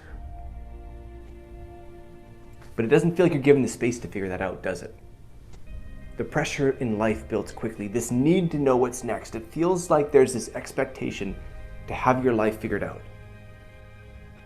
Studies tell us the longer you stay stuck without knowing your next step, the harder it becomes to get on track. And when we're talking about 1 million people, those studies tell us something. But when we're talking about one life, your life, those studies may not tell us very much. The world is full of all types of success, begin in all types of moments. Einstein knew what he wanted, but for a long time he couldn't make it happen. I'm friends with people who didn't graduate from high school and have built an incredible life. I'm friends with people who took the promising path, university, good job, promotions, corporate ladder, and may look successful from the outside, but feel far from it on the inside. When it comes to your life, any road is possible. It doesn't matter where you're starting, the timing is for you to figure out. Harrison Ford was a carpenter until his 30s. Vera Wang didn't open her first boutique until she was about 40. Charles Darwin didn't publish his world-changing book until he was 50. The thing that unites them is they eventually found their path. The challenge for most of us is we allow ourselves to get stuck when trying to figure all this out. It happens because we pick up only one lens to look at the world. We get stuck in a selfish mindset. Yet selfishness is not what you think it is. Because selfishness is not just about having all things go your way. It's not only about putting yourself ahead of others. Most of us aren't looking for that. But selfishness has a way of finding us. Because the selfish approach to life can often feel anything but. It happens when we get stuck only asking questions of ourselves. What does happiness look like to me? What is success to me? What is the right path for me? These are all great questions. But they start to become limiting questions if they're the only ones you ask. What does the world need from me? How can I make somebody smile? What gifts of mine can be used to help somebody else? Questions pointing towards you and away from you. That's the way to get unstuck. Then you take action. You build what's next. You invent it. You draw it. You dance it. You cook it. You offer it. You write it. You practice it. You take the actions one step at a time to change your life. So if you're asking yourself what's next, take a deep breath. Everyone asks it at some point, and often more than once. To find your answer, don't just look inward. What is the world asking of you?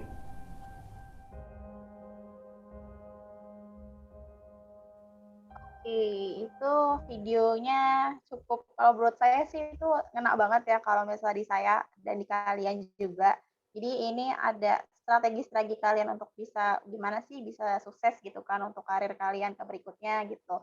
Jadi memang apa namanya di awal tadi kita dikasih apa saran gitu kan, dikasih masukan jangan sampai kita menyerah atau kalah atau apa ya atau tersesat ibaratnya ya sebelum kalian memulai untuk mengerti diri kalian sendiri. Jadi kalian harus bisa ngerti diri kalian dulu. Jangan sampai ketika kalian belum mengerti diri kalian, kalian jadi bingung gitu, jadi kehilangan arah, kehilangan kesempatan gitu. Jadi apa namanya, walaupun mungkin ada waktu di mana tadi contohnya apa kayak saya misalnya nggak langsung lulus dari S1 di tahun 2015 itu saya langsung jadi guru gitu kan. Guru dalam artian benar-benar saya jadi guru kimia. Mungkin awalnya kayak tadi saya punya pengalaman guru magang di SMA 1 Jakarta. Dan itu juga memang sekolah bagus ya, jadi sekolah yang menurut saya kayak, wah ini banyak banget ya hal-hal yang bisa saya ambil walaupun memang beda sama teori. Pasti kayak tadi dikasih tahu juga ya bahwa sebenarnya pengetahuan itu bisa banyak diperoleh dari manapun ya. Tapi untuk hidup kalian, untuk tahu hidup itu gitu kan, itu tidak ada di dalam pengetahuan. Itu tidak bisa kita temukan. Hanya bisa kita temukan dari diri kita sendiri.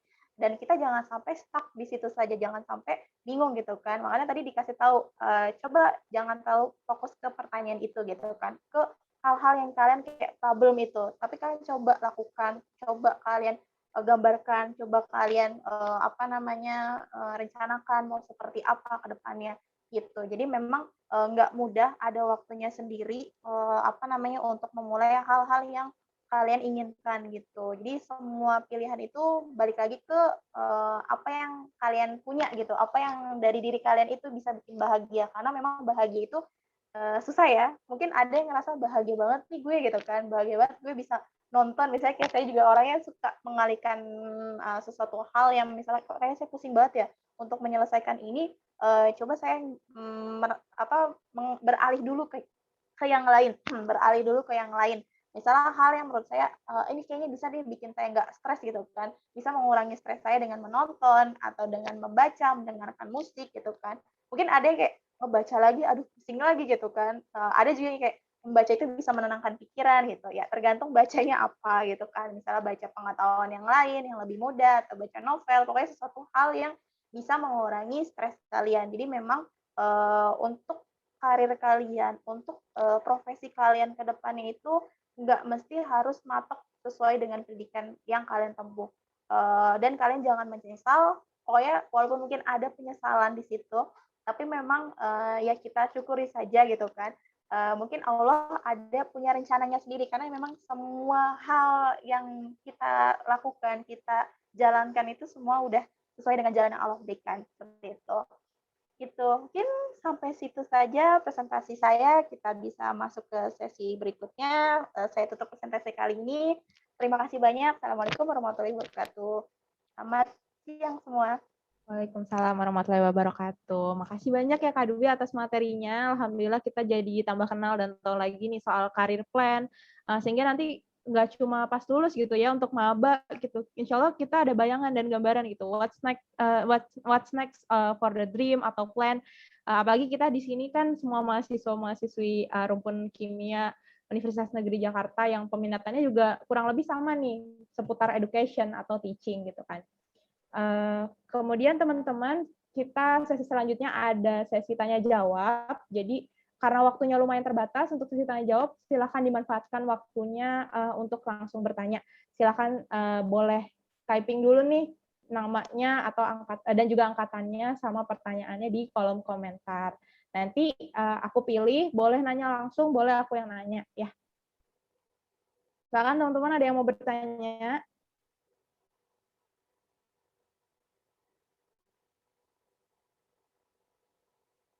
Oke, kalau belum ada, aku mau nanya dulu deh, Kak. Boleh ya? Boleh. Jadi, kebetulan aku nih juga sama kayak Kakak gitu. Aku nyemplung juga di pendidikan kimia. Waktu awal-awal kan rasanya kayak sedih gitu ya. Kita tuh kayak ditampar sama realita gitu. Kalau Kakak, gimana sih Kakak deal with the loss gitu? Gimana caranya Kakak akhirnya bangkit lagi, bisa untuk keep on track? Ya udah, nggak apa-apa, kita jalanin aja gitu. Oke, ya sebenarnya memang banyak ya nih Nifa, kalau misalnya nggak cuma Nifa, pasti ada sebagian besar yang nggak cuma di rumpun kita, rumpun kimia, ada di sebagian besar. Saya juga ketika menemukan atau bersosialisasi dengan relasi dengan orang-orang baru, itu banyak juga yang cerita, iya gue juga salah jurusan gitu kan, cuma ya udahlah gitu kan, mau gimana lagi. Nah itu sebenarnya memang pasti ada rasa rasa kehilangan, rasa penyesalan. Cuma memang kita pasti harus memotivasi diri kita lagi. Jangan sampai kita jadi orang yang gagal kayak gitu kan. Kenapa saya bilang orang yang gagal, orang yang tidak berhasil? Karena memang definisi sukses itu memang banyak ya, definisi sukses. Cuma memang kalau kita lihat diri kita, kalian itu atau kamu itu tipe orangnya itu seperti apa? Tipe orang yang suka berbaur atau tipe orang yang kayaknya diri sendiri tuh udah kuat gitu kan, sama keluarga tuh udah Kalau saya kan memang awalnya tipe orang yang introvert, mungkin ada kepribadian di mana introvert, extrovert, atau yang ya bisa dua-duanya gitu kan, bisa ke introvert dan extrovert. Kalau saya kan memang tergantung kondisi. Nah, ternyata saya menemukan di sini awalnya waktu di SMA saya kayak ngeliat, duh susah banget nih lingkungannya, mungkin ada lingkungan yang saya bisa, tapi ada juga yang nggak bisa. Nah, kalau misalnya emang ada lingkungan yang nggak bisa, kita nggak perlu nyemplung banget, maksudnya nggak perlu nyemplung sih, maksudnya kayak ya udahlah kalau nggak bisa nggak apa-apa, yang penting kita bisa fokuskan yang kita bisa. Kayak saya, gimana saya bisa bangkit, awalnya mungkin bukan dari orang tua ataupun dari keluarga ya, pasti dari lingkungan sekitar, dari luar. Karena biasa kita itu, kan kalian ini masuk ke remaja dewasa ya, posisi psikologinya itu kan kalian belajar nanti ada tingkatan psikologinya masing-masing. Nah, ketika dalam remaja dewasa ini sampai usia 25, tahu saya juga ngalamin gitu juga, sampai usia 25 itu akan kompleks banget. Awalnya masih kayak ya udahlah permasalahan masih seperti ini. Nanti ketika saat mau usia 25 atau saat pertengahan itu menuju dewasa itu akan ada kompleksitasnya masing-masing.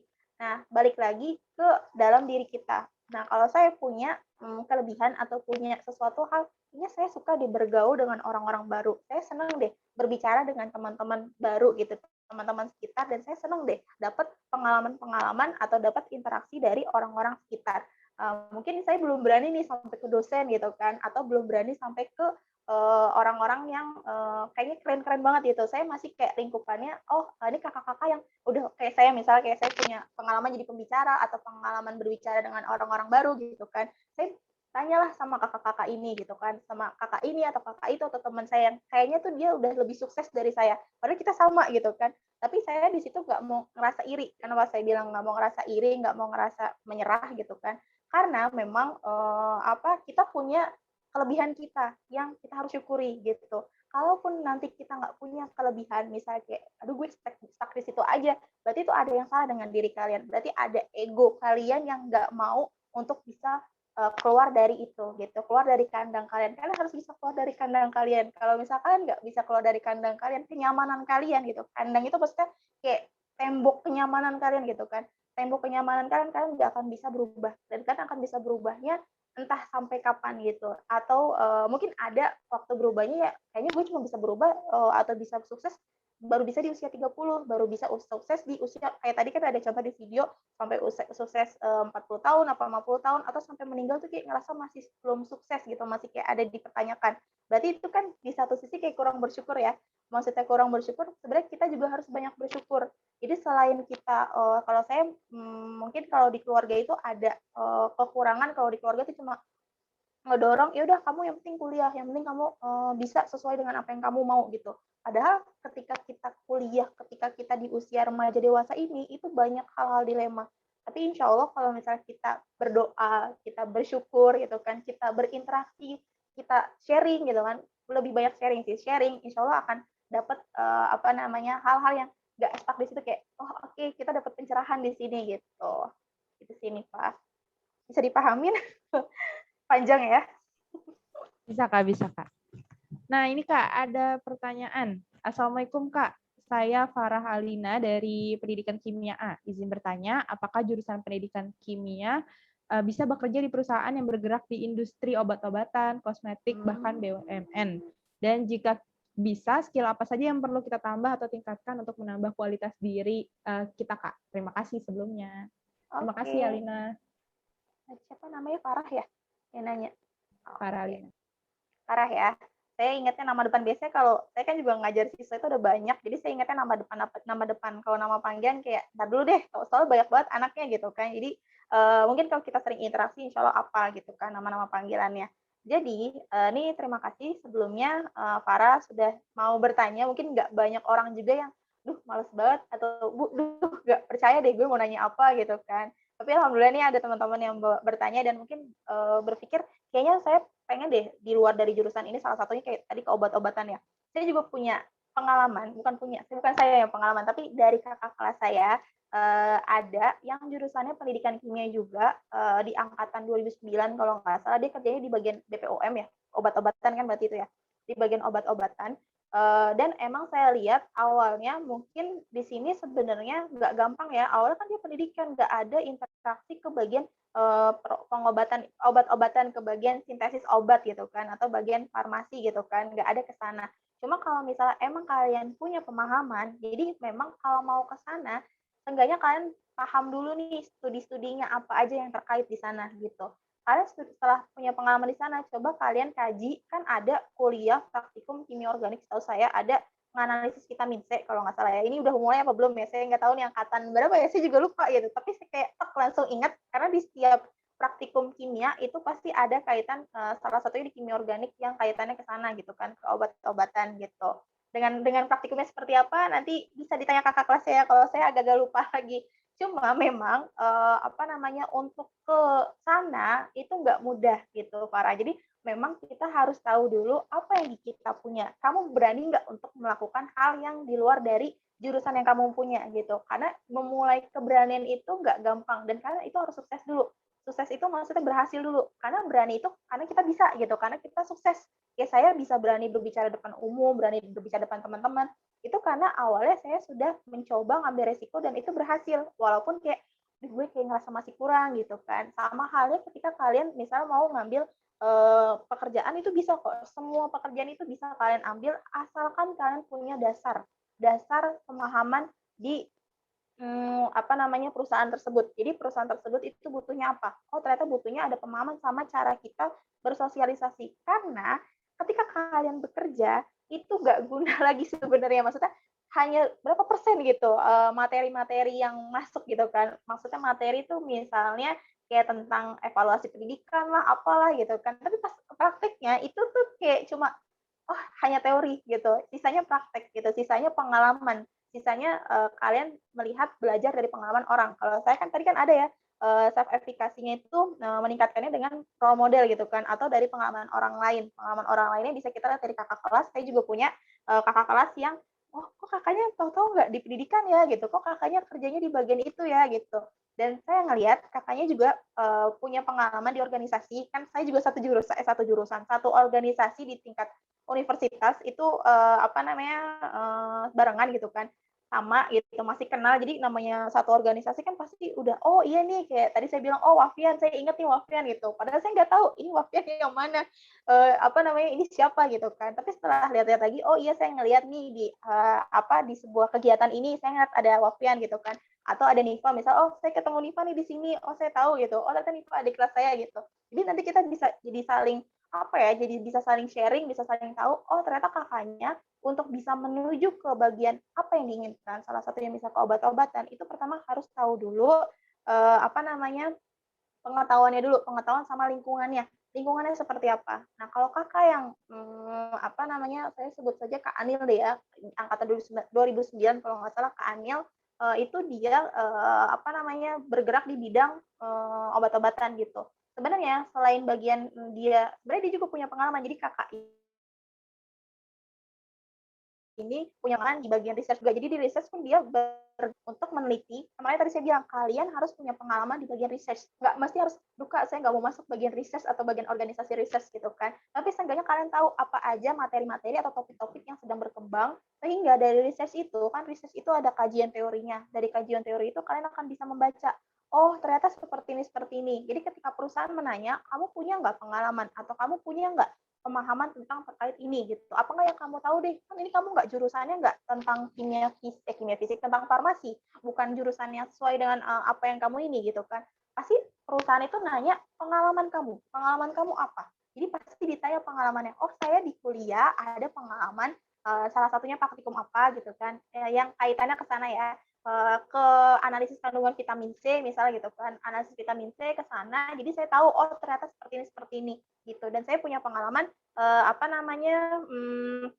punya pengalaman berinteraksi dengan orang-orang atau berinteraksi dengan kaitan itu sendiri gitu. Jadi emang kuncinya itu sebenarnya selain pemahaman, pengetahuan sama link sih. Kalau menurut saya pasti ada link atau relasi di mana dia bisa dapat itu tuh karena ada relasinya gitu kan. Kayak saya misalnya kerja jadi guru pun pasti ada relasi-relasinya, misalnya entah relasinya guru kita atau relasinya teman kita gitu, itu pasti ada gitu kan. Yang penting kalian bangun relasi, jangan jadi orang yang mungkin ada orang yang introvert dalam artian kayak, duh gue males berinteraksi dengan orang-orang yang bukan gue kenal gitu kan. Tapi seenggaknya kalian tetap ngejaga interaksi yang seenggaknya tetap yang introvert ini gitu, orang-orang yang ngerasa kayaknya nggak bisa bergaul dengan orang-orang luar, tapi seenggaknya bisa tetap ngebangun gitu. Karena semua tipe manusia asal dia bisa berinteraksi gitu kan, bisa berinteraksi itu insya Allah akan bisa dapatlah apa yang diinginkan, karir-karir apa yang kedepannya mau diinginkan gitu. Bisa dipahami Sarah atau Nifa mungkin?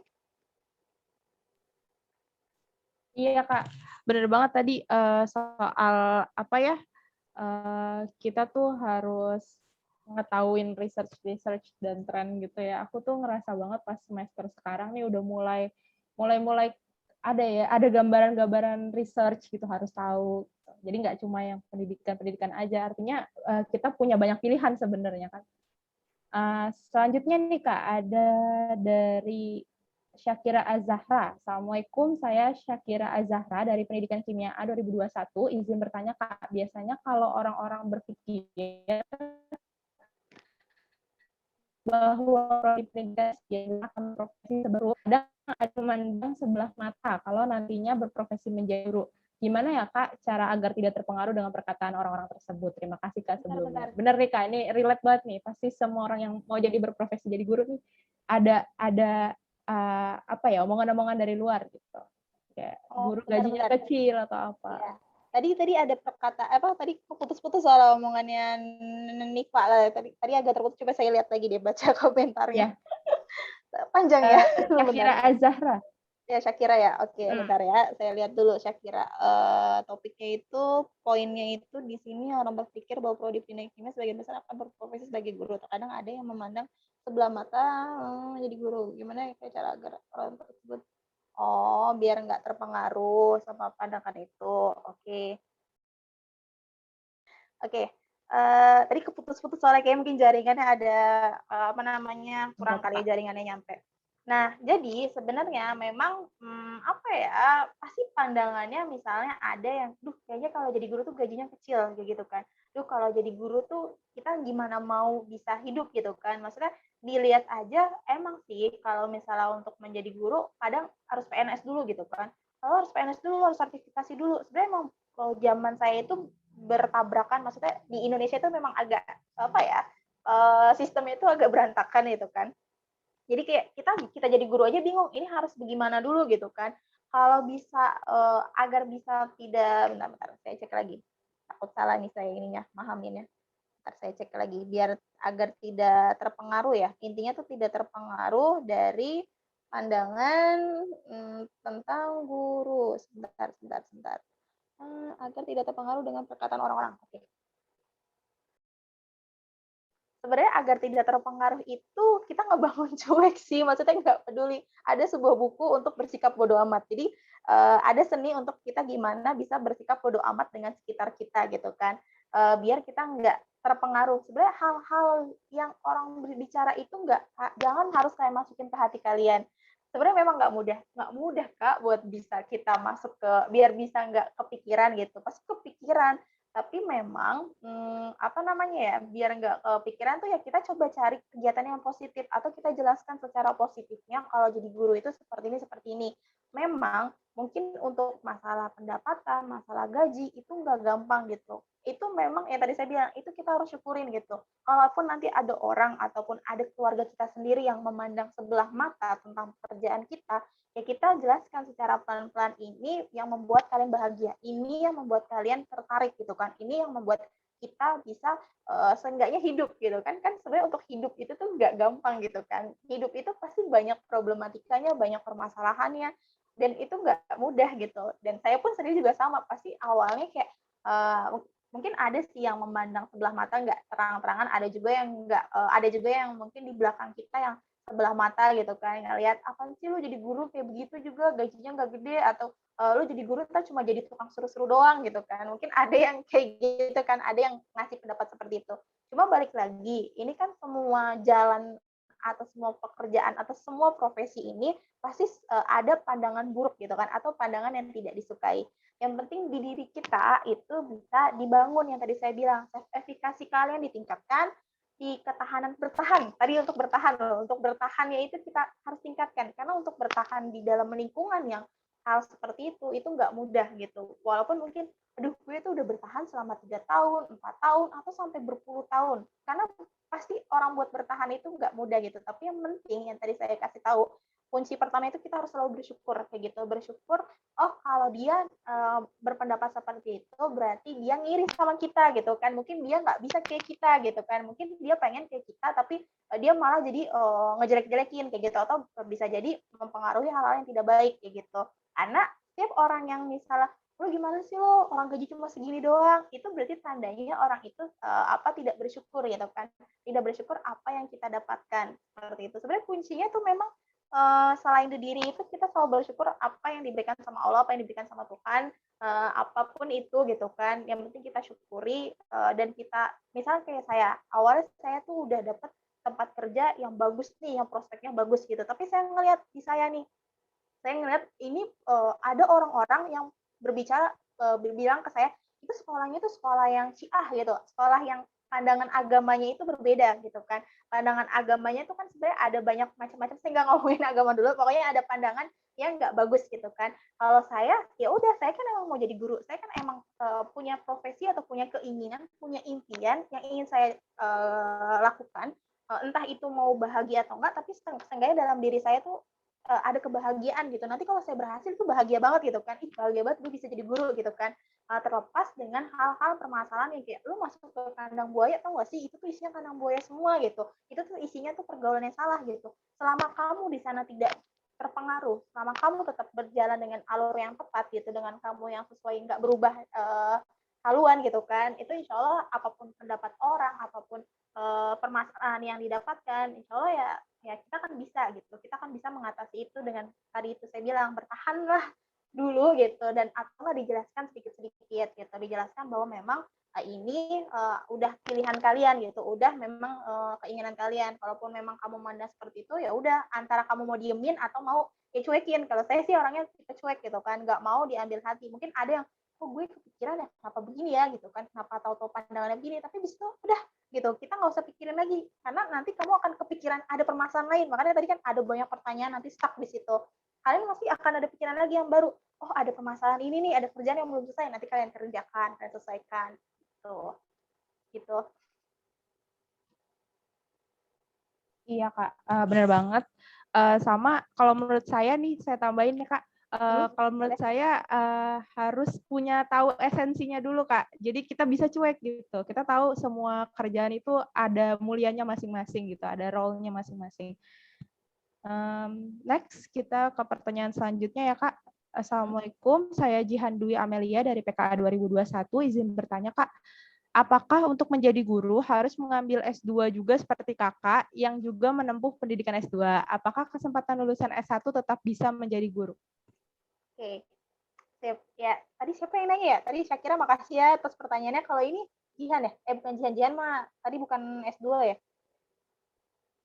Jihan Kak, Jihan. Oh, Jihan. Oh ya, tadi saya sempat lihat ada nama Jihan juga. Oke, ya terima kasih Jihan atas pertanyaannya. Ini sangat aktif ya teman-teman di sini untuk bisa bertanya. Berarti kan pemaparan materi saya itu nggak terlalu aneh-aneh banget gitu. Kadang kan saya juga kadang nggak aduh ini materinya psikologi banget. Padahal saya nggak ada profesi ke sana. Mungkin ada juga anak saya, siswa saya yang kayak, ibu kenapa ibu kayak guru BK gitu kan? Kayak guru BK banget sih gitu. Cuma saya nggak mau terang-terangan gitu. Soalnya kenapa saya terang-terangan? Takutnya ada guru BK yang kan itu profesinya kimia gitu kan. Kayak tadi ada omongan kayak gitu. Makanya saya menjaga atau menilai ya udah biar secara privasi aja anaknya butuh apa. Nah, kalau untuk masalah S2, S1 sebenarnya itu pilihan masing-masing. Kalau saya awal juga mikir kayaknya kalau saya S2 tuh saya bakal bisa jadi guru deh gitu kan. Saya bakal bisa berprofesi ke sana deh. Cuma memang waktu saya S2 pun saya tuh dilema juga, sebenarnya dilema saya mau S2 apa nih, mau S2 psikologi, apa S2 manajemen atau S2 teknologi, karena kayaknya tuh menarik banget gitu, semua materi-materi di S2 tuh kayak gitu keren banget. Awalnya juga saya mikir kayaknya kalau udah S2 saya bisa deh bisa jadi dapat kerja guru gitu kan. Sebenarnya ada yang lulusan S1 yang bisa langsung jadi guru, ada gitu kan. Ada juga yang lulusan S2 belum jadi guru, tapi misal jadi kerja yang lain, atau ada yang cuma belum bisa jadi guru. Itu semua sebenarnya ke masing-masing apa yang Allah berikan, itu jalan yang Allah berikan, atau pilihan yang kita pilih gitu. Semuanya itu pilihan.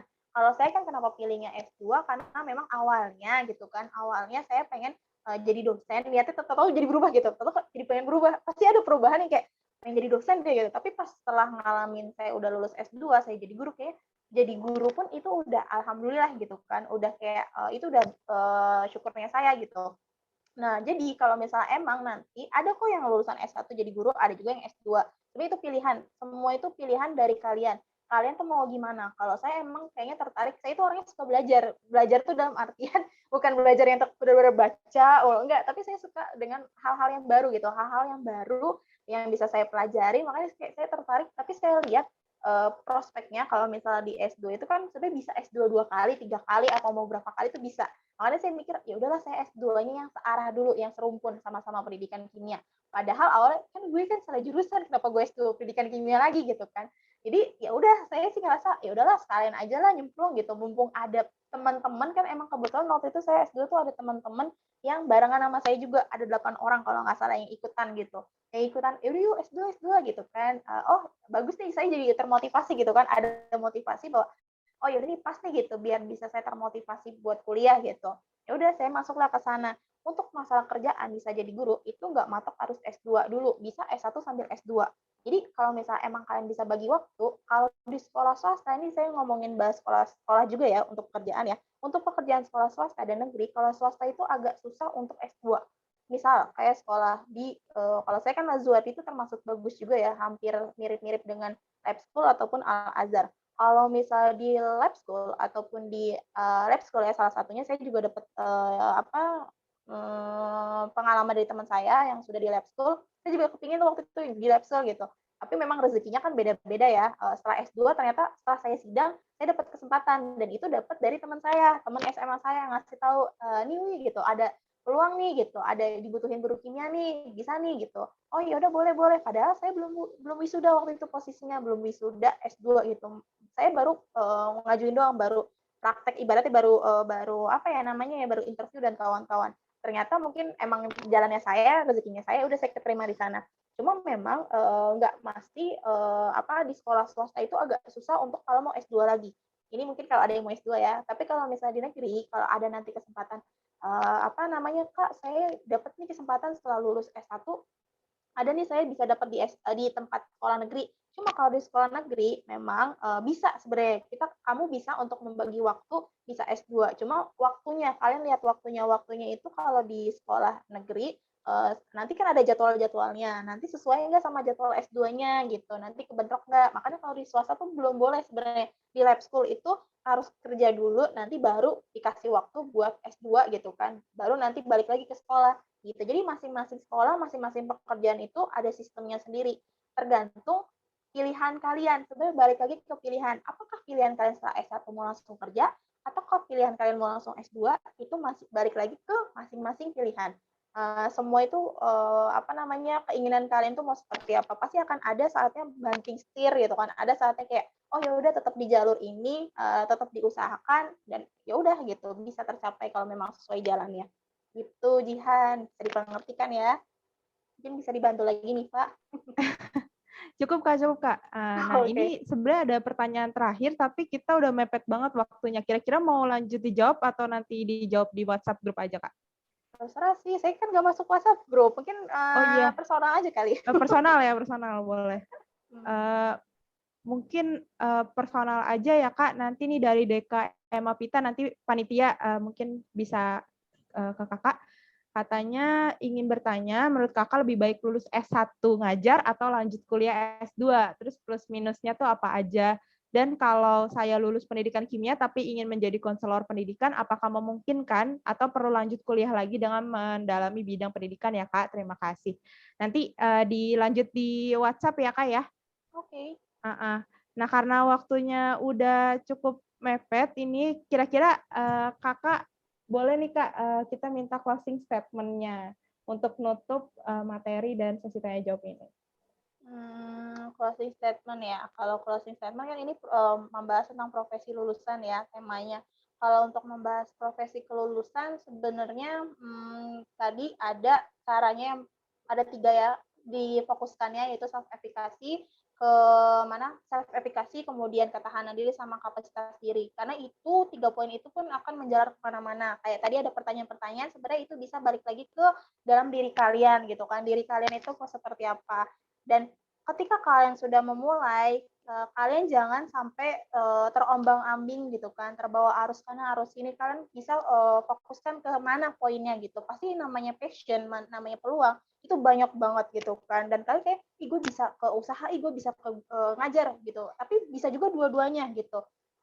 Banyak kok orang-orang yang bisa mampu multi talent gitu kan. Multi talent bisa kedua-duanya, bisa ke guru, bisa ke usaha, bisa juga kemana gitu kan. Sebenarnya banyak, yang penting balik lagi ke diri kalian. Apakah diri kalian mampu? Apakah diri kalian bisa? Apakah diri kalian bisa melihat prospek-prospek ke depannya, apa saja yang kalian bisa lakukan dari self efficacy kalian, dari kapasitas kalian yang kalian punya. Kalaupun kalian ngerasa kapasitas kalian kurang, kalian harus tingkatkan. Pasti ada banyak kok teori-teori. Hanya saja kalau teori itu mungkin kayak kurang ngena gitu kan. Pasti ngenanya ketika udah ada, oh realnya itu orang-orang itu seperti ini gitu kan.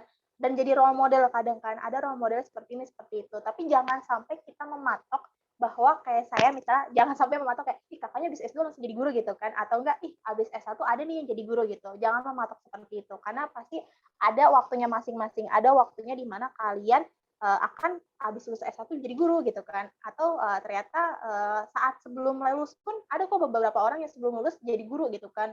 Nah, jadi guru cuma statusnya belum lulus gitu. Ada kok waktu-waktunya sendiri. Yang penting kalian tetap tetap kembali lagi ke diri kalian seperti apa mau ke depannya gitu. Paling itu aja sih statement saya, yang pasti intinya tuh diri kalian tuh mau gimana ke depannya. Oke, makasih banyak Kak Dwi. Closing statement-nya luar biasa banget pertanyaan dan diskusi kita kali ini teman-teman, tapi mohon maaf ya tadi ada yang belum terjawab semua gitu, jadi nanti kita lanjut di WhatsApp. Kemudian karena keterbatasan waktu, kita langsung aja nih sebelum pamit-pamit, ada beberapa poin penting yang saya highlight tadi ya dari pemaparannya Kak Dwi. Yang pertama dari self-efficacy, yaitu dapat ditingkatkan dengan memiliki pengalaman pribadi, kemudian juga memilih role model, supaya membuat kita termotivasi untuk melakukan hal-hal baik dan bermanfaat dalam meniti karir. Kemudian juga dapat meyakinkan dalam melakukan sesuatu. Selanjutnya, membuat fisiologis dan mental kita sehat juga, itu penting. Ketahanan diri dalam sebuah lingkungan atau pilihan dapat ditingkatkan dengan analisa kemauan dan arah diri, kemudian selalu optimis, tingkatkan aspek positif, dan juga jalin relasi dan info gitu ya, supaya bisa membantu kita di ke depan atau di kemudian hari gitu. Kemudian kapasitas diri ini bisa kita lihat dari bagaimana kita mengambil resiko, melakukan perbaikan, melihat ke depan, dan juga bertanggung jawab. Nah, hal-hal ini guna mempersiapkan kapasitas diri agar kita tuh siap untuk mengambil keputusan di depan gitu. Kemudian membentuk karir plan. Kita bisa menyusun visi misi di masa mendatang dengan membangun mimpi, kemudian melihat passion, membangun atau mengikuti passion, dan mengasah kemampuan sehingga kita bisa jadi profesional gitu. Sehingga kita juga punya karakter gitu. Jadi ini termasuk tindakan untuk membangun karakter kita. Selanjutnya adalah peluang. Nah, untuk berkarir di bidang lain, kita bisa dengan memahami tren, kemudian membangun ide dari tren yang sedang terjadi gitu ya. Selanjutnya choice. Nah, setelah analisa karir plan, kita juga bisa memilih karir kita gitu ya. Setelah kita tahu apa yang kita mau, kita bisa jadi pengajar freelance, kita bisa jadi entrepreneur. Pengajar freelance itu sendiri kayak kita bisa masuk ke dunia desain, MC atau moderator dan lain sebagainya. Jadi pilihan karir itu sebenarnya terbuka sekali ya teman-teman. Kemudian kita juga nggak harus sesuai dengan jurusan yang kita pelajari gitu, tapi ketahui apa yang kita inginkan terlebih dahulu gitu. Kemudian motivasi, keep in mind to take an action, build what's next, don't just look inward.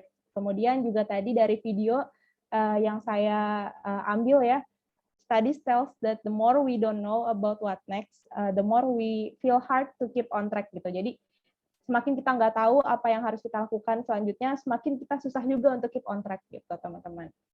Oke, teman-teman, sesi materi dan sesi tanya jawabnya sudah selesai. Makasih juga sebagai moderator saya di sini. Senang banget atas antusias dan perhatian teman-teman semua. Kemudian juga saya ingin mengucapkan terima kasih banyak buat Kak Dwi yang udah meluangkan waktunya untuk hadir dan sharing ilmu dan pengalamannya ke kita semua gitu ya. Selain itu, makasih banyak juga untuk teman-teman panitia yang senantiasa mengingatkan kami semua gitu. Mohon maaf apabila ada kesalahan dalam penyampaian. Wassalamualaikum warahmatullahi wabarakatuh. Saya kembalikan kepada MC. Baik, terima kasih kepada Kak Dwi Asmarawati yang telah memberikan informasi dan pengetahuan yang menarik banget kepada kita semua.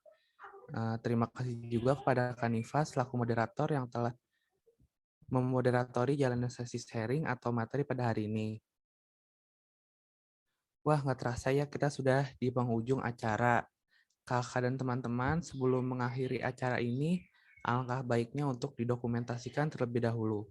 Kepada panitia yang bertugas, dipersilakan untuk mendokumentasikan dan dimohon kepada peserta untuk menyalakan kamera dan perbaiki posisi duduknya.